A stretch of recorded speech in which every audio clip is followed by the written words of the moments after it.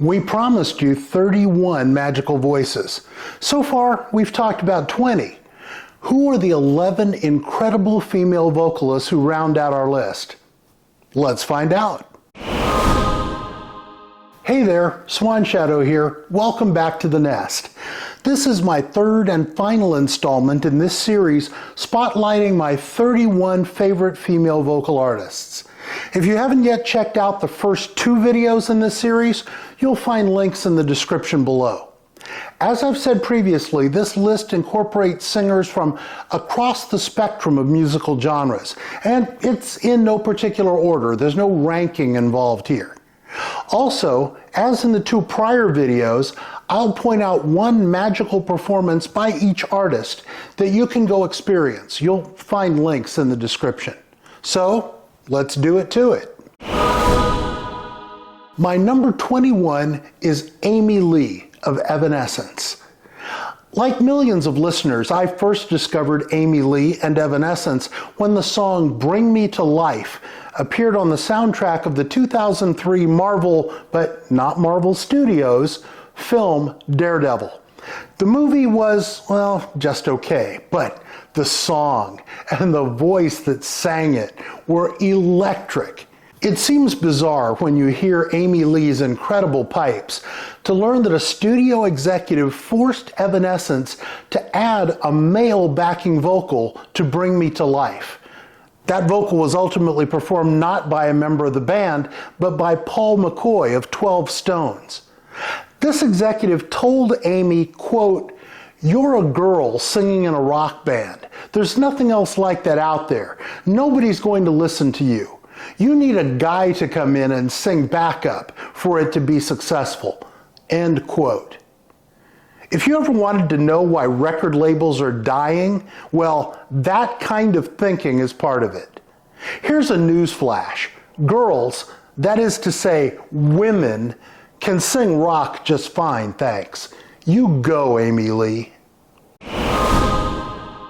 My number 22 is Alicia Keys. It seems almost unfair that one person should be as supremely talented in 2 different aspects of music making as is the artist-born Alicia Cook. The former child prodigy was so gifted at her chosen instrument that she adopted Keys as her stage name. She could have just as easily called herself Alicia Pipes. Alicia plays her voice in much the same way as she plays the piano, with a unique combination of strength and subtlety, of passion and power. You know, it's one thing to have all of that talent. It's entirely another to understand precisely how to wring every possible atom out of it. My number 23 is Little Mix. In the first video of this project, we featured Girls Aloud, the chart-busting British girl group from the first decade of the new millennium. Little Mix is the group that occupied essentially the same space in the 2010s. If I'm comparing Little Mix to Girls Aloud, I would say that Girls Aloud, thanks to the production team at Brian Higgins's Xenomania, got far better material to work with. I own the entire Girls Aloud studio catalog, and it's a pop powerhouse. Almost all of Girls Aloud's 20 smash hits are absolute bangers, and there are plenty of other terrific songs throughout their album tracks. Little Mix's output is a little more lightweight. There's some terrific tracks and a fair amount of filler. Thus, being very much a songs guy, I love Girls Aloud more deeply, and I listen to their music far more frequently. However, I believe that Little Mix, voice for voice, contains stronger individual singers. I would stack any of the 4 original members of Little Mix, Jade Thirlwall, Leanne Pinnock, Perry Edwards, and Jessie Nelson, who ultimately left the group for a solo career, against the 5 vocalists who made up Girls Aloud, and the Little Mix ladies would definitely come out on top. No matter who steps forward to take the lead on a Little Mix song, you're hearing an outstanding voice, and together their harmonies just rock. In short, Girls Aloud got it right more often, but when Little Mix gets it right, They really get it. My number 24 is Grace Slick. Grace Slick was the first female rock vocalist that I can recall hearing, as opposed to the many pop, soul, and jazz singers I'd heard in my earliest childhood. And her voice was immediately arresting. It's a one-of-a-kind combination of intelligence and wisdom and mystery, wrapped in a sort of ancient spirit that could have come from centuries or even millennia ago. I was always a little surprised to see photos of Grace in her Jefferson Airplane period, and to recognize that she looked like a perfectly normal contemporary young woman, and not like Morgan Le Fay of Arthurian legend or Galadriel from Lord of the Rings. That voice seemed as though it belonged to a completely different being, perhaps one not entirely of this earth. My number 25 is Brittany Howard, formerly of Alabama Shakes and now a solo artist. Brittany Howard's voice takes me back to the great soul singers of the 1970s. I don't just mean the female legends of that time, the Aretha Franklins and Roberta Flacks and Gladys Knights, but also the Marvin Gayes, Curtis Mayfields, and Al Greens. Combine that rich, powerful soulfulness with a hard rock edge, and you get something truly special, and quite unlike anyone else performing today. Speaking of truly special, it would be exactly that if you would tap the thumbs up button below to like this video. It really helps us out. Thanks so much. My number 26 is Billie Holiday. Sadly, Billie Holiday's personal demons and addictions robbed her of that magical voice long before she was finished using it, at the too young age of 44.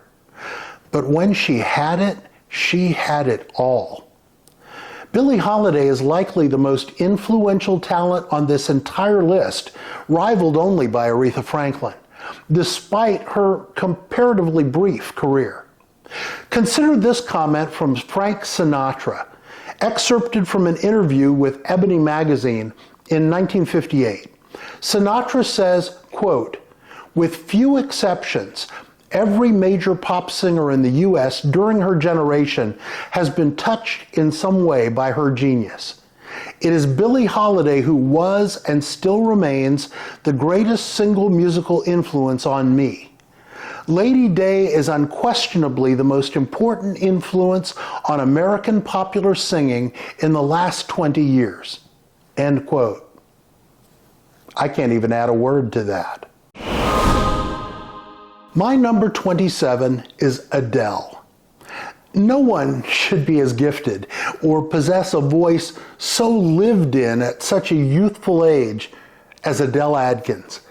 In fact, I've often wondered whether her age-titled albums were so called just to mock those of us who had so little to show for ourselves at age 19 or 21 or 25.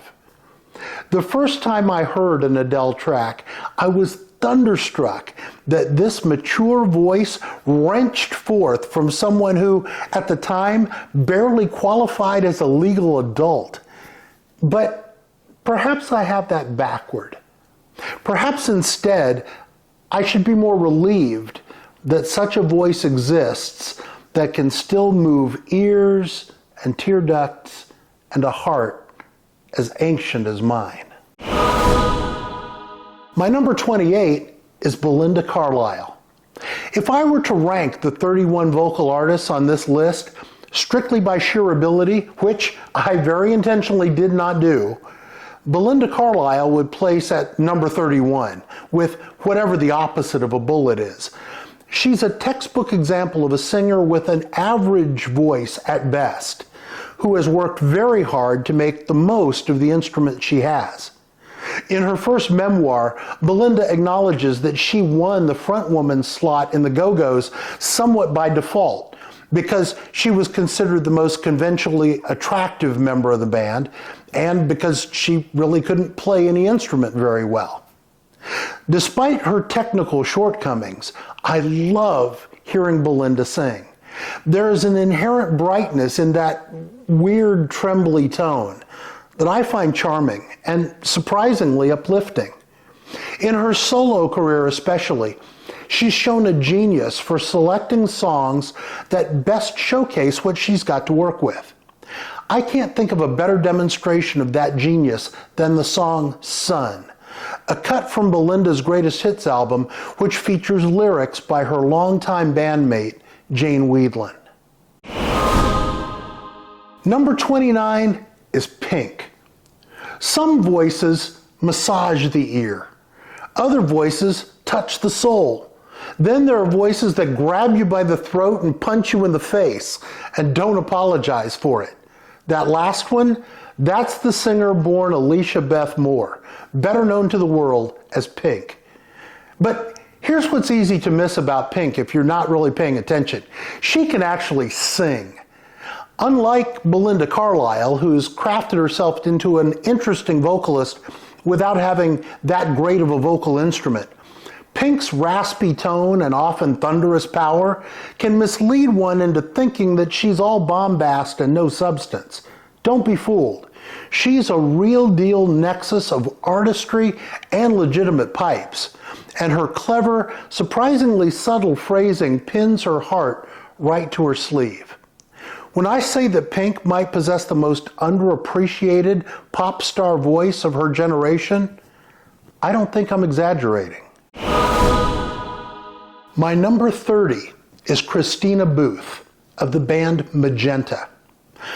I'm going to step out on a limb here and suppose that most of you are not familiar with Magenta, the progressive rock band from Wales, directed by Rob Reed and fronted by the phenomenal Christina Booth. Christina's singing is a significant part of Magenta's appeal. In various stylistic respects, Christina echoes John Anderson of Yes, Fish, aka Derek Dick of Marillion, and Peter Gabriel from his period with Genesis, but without sounding like any of them. She can segue exquisitely from delicate to raging within a single phrase, and also has that mystical storyteller quality that the greatest progressive rock vocalists embody. If you've never heard Magenta, I implore you to go give a listen to The Lizard King, a track from the band's 2013 album, The 27 Club, and see whether you find Miss Booth's talents as compelling as I do. And my number 31 is the legend herself, Whitney Houston. You had to know we would end up here. Set aside for just a few moments the tragic sideshow that Whitney Houston's life became in its latter years. It's there and we can't, we won't, and we shouldn't forget. There are lessons to be learned there about the painful price that celebrity sometimes exacts.